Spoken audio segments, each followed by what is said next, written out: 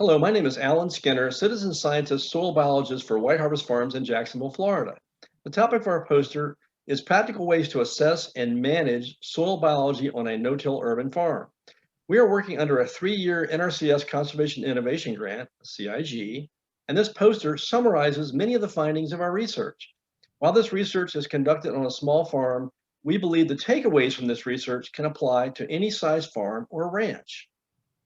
I'm Mallory Schott, farm manager at White Harvest Farms, which is a 10-acre farm located in a community lacking access to healthy, affordable food and operated by a nonprofit, the Clara White Mission.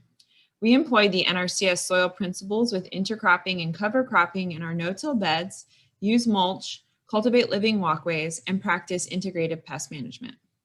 The focus of the CIG is the use of a compound light microscope to assess soil biology diversity and populations.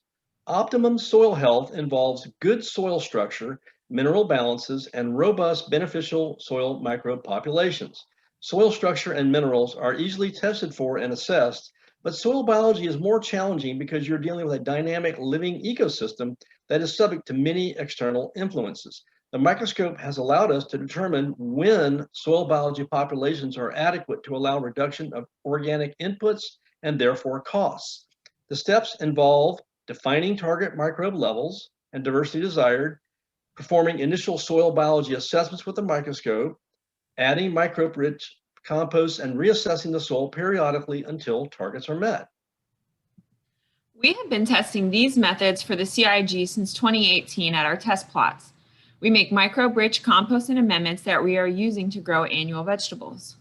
Microscope assessments of the soil in our planting beds were performed every 2 to 3 weeks or before soil manipulation to monitor the microbe populations and tailor amendment applications. The graphs below depict the growth of 4 beneficial organisms that we tracked over time. Each data point represents a microscope assessment. With the microscope method, we found 3 phases of soil biology on our farm where the soil was previously farmed conventionally. Initially poor or transitioning in biological populations, we applied a high rate of compost until we consistently hit biological target levels represented by the horizontal line in the graphs to the right.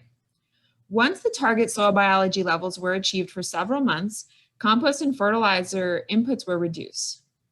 Because plants feed and sustain the soil biology populations, we are constantly keeping the beds covered with living cover plants, crops, or mulches. So in summary, we found the use of the microscope to be an efficient, cost-effective tool to optimize inputs, monitor the quality of microbial amendments, and identify pathogens. We believe that the microscope should be in every farmer's toolbox.